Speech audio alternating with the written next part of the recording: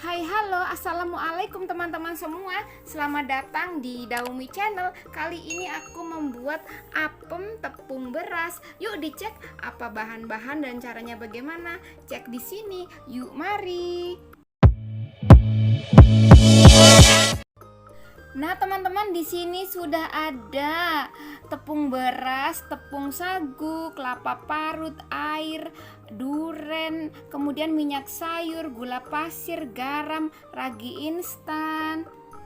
Yuk, sekarang aku sebutin rincian bahannya. Di sini sudah ada 325 gram tepung beras putih, 100 gram tepung sagu atau kanji, 100 gram kelapa parut, 125 gram gula pasir, 75 gram minyak sayur, 450 gram air, 3 gram garam, 1 sendok makan ragi instan, 2 keping buah durian.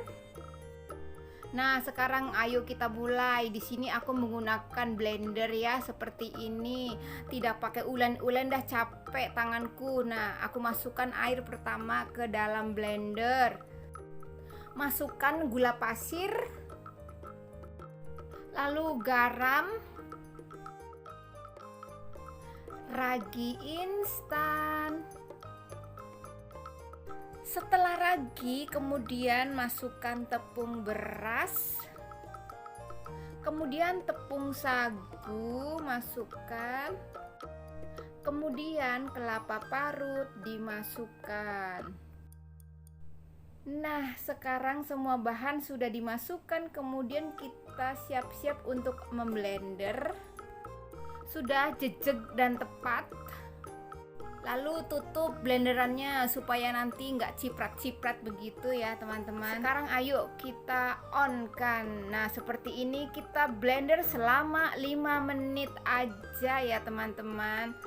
Nah, sekarang sudah 5 menit, aku buka nih blenderannya ya. Nah, kita kempotkan ini soalnya dari karet jadi gampang dibonyok-bonyokin tuh tutupnya ya.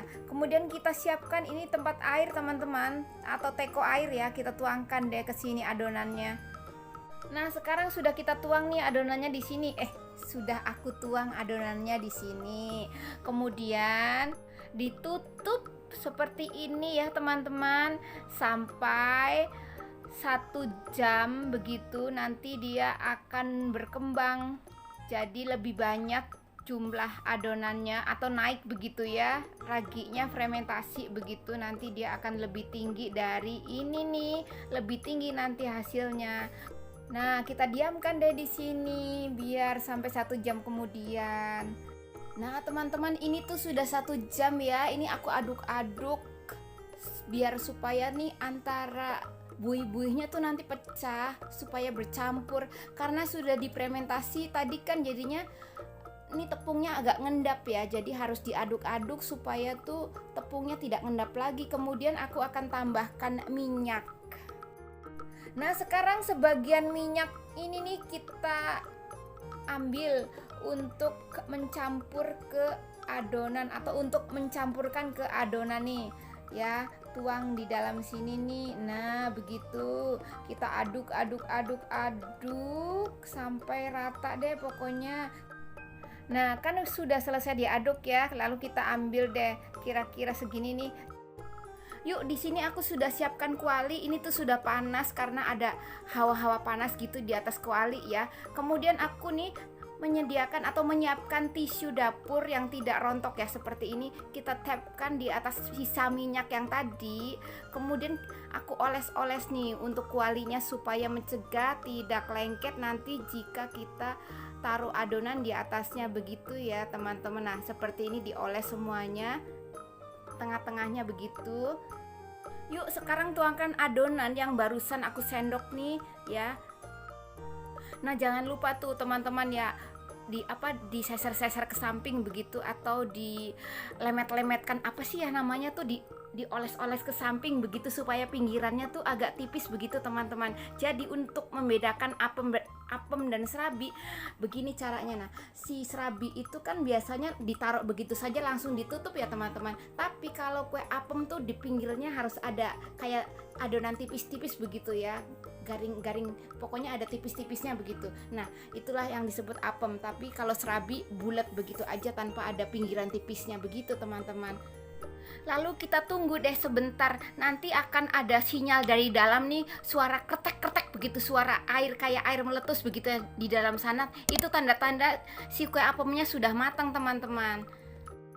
Nah, sekarang sudah ada tanda-tanda bunyi-bunyi di dalamnya ya, cipratan-cipratan. Nah, aku gunakan soletan atau terserah kalian deh apa ya adanya. Nah, jadi deh seperti ini teman-teman apem tepung berasnya. Nah, sekarang aku angkat, aku akan taruh di atas rak supaya dingin begitu.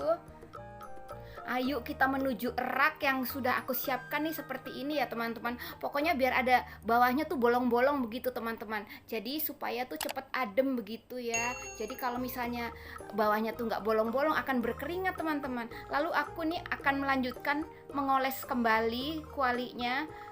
Terus begitu ya, setelah nanti misalnya sudah kira-kira lengket, kita oleskan seperti ini lagi begitu teman-teman, untuk melanjutkan proses membakar atau memasak berikutnya ya. Yuk sekarang aku mulai berikutnya lagi membakar atau memasak. Nah seperti ini teman-teman, digeser samping begitu ya supaya ada lapisan tipis gitu deh. Nah sekarang nih aku tutup deh. Ayo tutup deh sekarang. Nah ini tuh seperti tadi ada nanti tunggu sebentar ada suara desis begitu, barulah kita angkat lagi begitu teman-teman.